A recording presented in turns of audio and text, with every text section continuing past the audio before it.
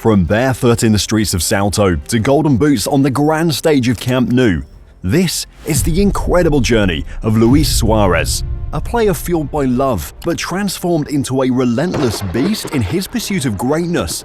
This is the rise of the cannibal in Amsterdam. But before we dive into his story, did you know that Suarez once cost his team a shot at the World Cup trophy? That and much more is coming up. First, let's take a look at where it all began. In the small town of Salto, Uruguay, there was a boy who didn't need much of a dream. No shoes, no fancy gear, just a tattered ball and a whole lot of heart. That boy was Luis Suárez. Before he was the man with the golden boots, he was just another kid with a relentless passion for football. Luis's journey began on these dusty streets. The rough patches of dirt were his training ground, and every kick of the ball was a glimpse into the future he desperately wanted. Football wasn't just a game for him. It was an escape. Life wasn't easy for him being one of 7 children, and his family struggled. His father left when he was young, and the future seemed uncertain. Luis said this: "They were tough times. My parents had split up, and there was all the problem of us being a family that never had the possibility of choosing anything. I was never able to tell my mother or father I want these trainers and have them buy me those trainers. It was the pure reality." But on these makeshift pitches, with no shoes on his feet, Luis could forget it all. At just 9 years old, scouts from Nacional, one of Uruguay's biggest clubs, saw something special in this scrappy kid from Salto. They picked him up for their youth academy, where he had to learn to play on proper pitches with real boots. But no matter how polished his game became, that hunger and drive he developed on the streets never left him. Luis was evolving, but deep down, he was still that barefoot boy, fighting for every inch. Every goal he scored, every tackle he made, he was a step towards something bigger, a life beyond the struggles he'd known. And then something else happened that would change everything. You see, after years of on and off between his parents, they finally separated, and this changed Suarez drastically and stirred up his rebellious spirit. And perhaps it was through his rebellion that at the age of 12, he discovered his freedom to say no. No to the new city. No to a new life. He said no to his studies and to football too, because that was his way of rebelling. Luis said, "Up to the age of 12, I knew that I wanted to play football, but afterwards, from 12 to 14, I went through a phase in which the football wasn't going well for me and I didn't want to study. I didn't like to train. I only liked playing the games, and that way it was going to be very difficult for me to achieve something. I got really angry. I was a rebel, and that worked against me."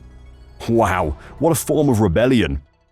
Then Sofia Balbi came into his life. She wasn't just another girl. She was the spark that would ignite Suarez's ambitions. Luis fell hard, and suddenly football wasn't just about escaping the streets. It was about building a future with her. But just as their love story began, life threw them a curveball, and Sofia's family moved to Spain, leaving Luis behind in Uruguay. That's when it hit him. If he wanted to be with Sofia, he couldn't just be good, he had to be great. He had to make it big, to be worthy of following her across the world, and that changed his motivation and started putting in more work. He started by almost breaking the goal record of the Nacional Youth Academy, where he scored 63 goals, of which the record was 64 goals. Every goal he scored wasn't just for himself anymore, it was for her, for them.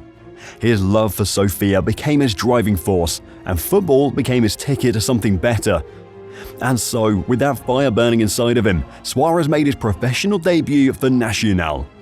10 goals in 27 appearances, a solid start, but for Luis it wasn't enough. Europe was calling, and Luis Suarez was ready to answer. Little did he know, this was just the beginning of a journey filled with triumphs, challenges, and moments that would shock the world. Luis Suarez's next chapter would begin with a leap of faith across the Atlantic.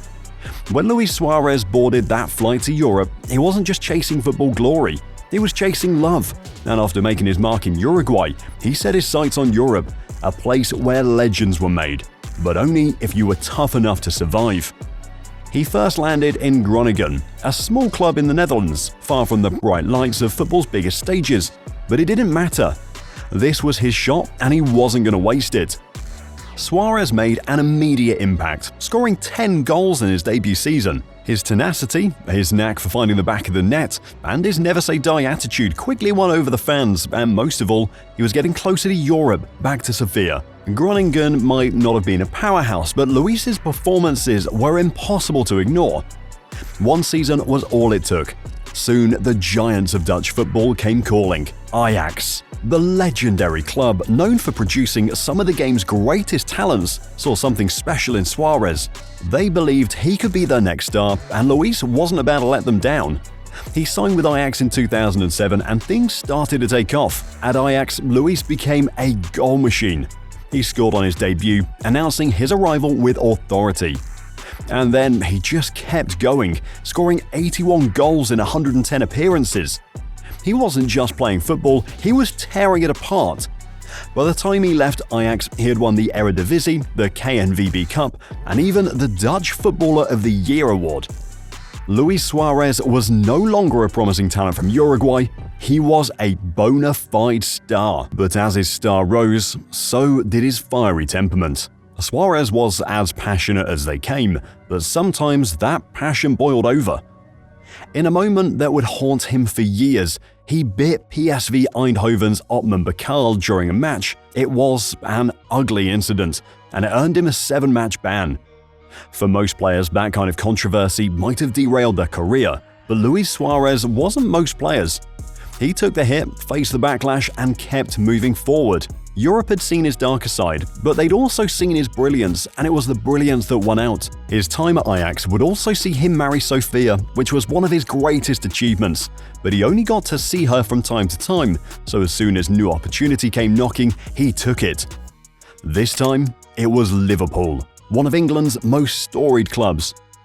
You see, when Luis Suarez arrived at Liverpool in 2011, the club was going through a rough patch. The once mighty Reds were struggling to find their way back to the top of English football. But with Suarez in the squad, everything felt possible. He didn't just bring goals, he brought a fire that the fans hadn't seen in years. Right from the start, Luis made an impact. He scored on his Anfield debut against Stoke City, and the Liverpool faithful immediately knew they had something special. Suarez wasn't just a talent, he was electric. Every time he touched the ball, there was a sense that something magical could happen, and over the next few seasons, he became the heartbeat of the team, single-handedly dragging Liverpool to the brink of greatness. In the 2013-14 season, Suarez was unstoppable. He scored 31 goals and 17 assists in 33 Premier League appearances, leading Liverpool to the cusp of their first league title in decades. The Golden Boot was his, and he was named the PFA Player of the Year.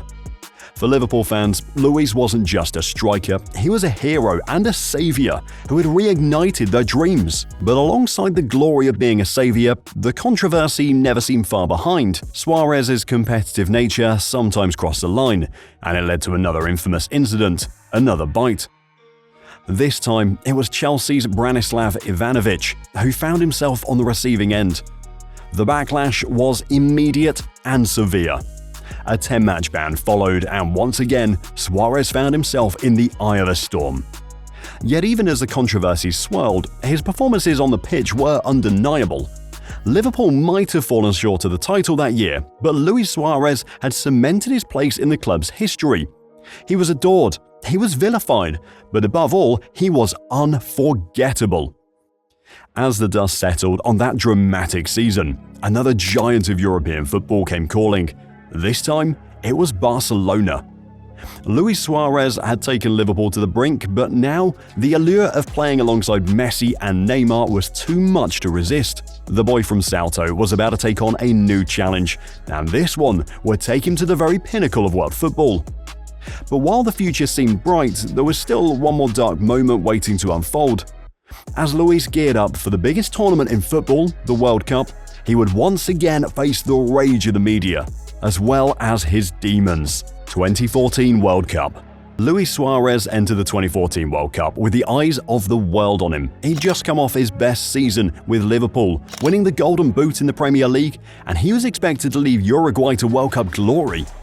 But as fate would have it, Suarez's hunger for success quite literally, became the story of the tournament. In the match against Italy, he sunk his teeth into Chiellini's shoulder and the world erupted, which led to a 4-month ban from all football-related activities and was forced to leave the World Cup. It was a low point for both Luis and Uruguay, who were losing their main striker after he just beat England scoring 2 goals. This would affect them, as this would see Uruguay lose their next match and then lose the World Cup. Y llega el partido de Italia, en el cual ganáis, pero hay el incidente con el mordisco con Chiellini. Yo después que lo hice yo me di cuenta enseguida. Hacemos el gol a los minutos, creo. A los 10 minutos creo que hacemos el gol de Godín. Y yo no lo festejo tanto como lo festejaron todos, porque yo ya estaba pensando en el después. Que entro al vestuario y lo primero que hago fue hablar con mi mujer, que estaba ahí con los nenes y todo.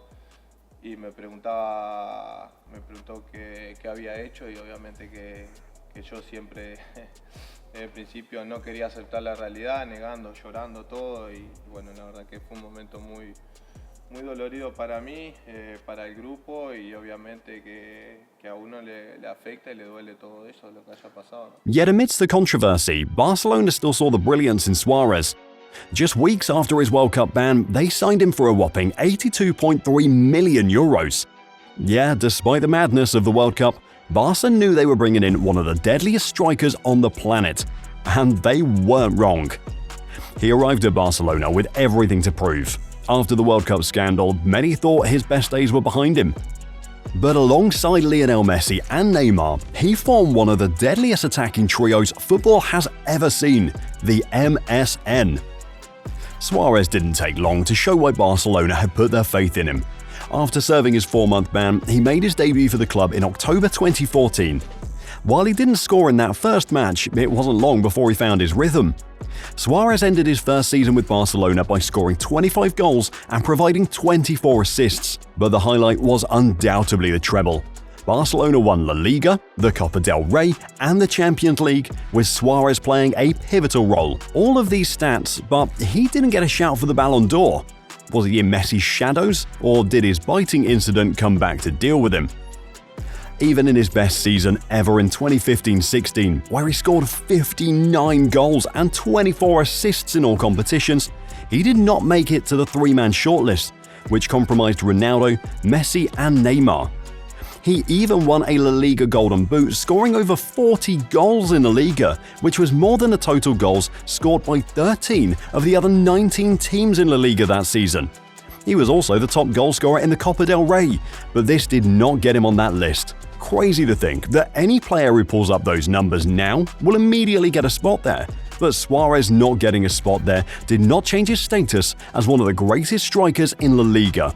And in 2020, as his time at Barca came to an end, Suarez left behind a legacy of success. 13 major trophies, including 4 La Liga titles and a Champions League trophy, but was treated like a normal player rather than a legend. Even Messi said this: "You deserve to depart for who you are, one of the most important players in the club's history, winning things as part of a group and individually. Not for them to kick you out as they have done, but the truth is nothing surprises me anymore." Suarez leaving in that manner left a lot of Barcelona fans very unhappy, but Suarez was not ready to slow down, and he made it clear that he was not finished when he joined Atletico Madrid. His debut for Atletico Madrid was nothing short of spectacular. In his very first game, he came off the bench to score 2 goals and provide an assist in a 6-1 demolition of Granada. This performance set the tone for what was to come, because Suarez was on a mission to remind everyone why he was still one of the best strikers in the world. He would lead Atletico to their La Liga title, scoring 21 goals in 32 La Liga appearances, of which most of the time he came in from the bench. Even Simeone said, "He's different, a goal scorer, an animal, a killer, a winner." I told him, "You know what this is about.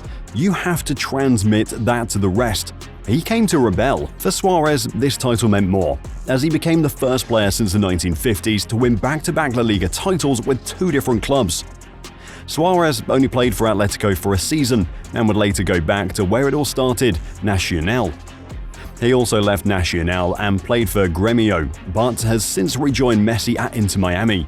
El Pistolero went from being a kid who played barefoot to lifting the golden boots, and he did it in styles that can make him unforgettable in history. But even now, after he retires from international football, you can't help but wonder, is this truly the end of Suarez's story? Could there be one last twist in his legendary career? Thank you for watching this video. You can check out our last video on how a goal scorer like Suarez is trying to break his league record.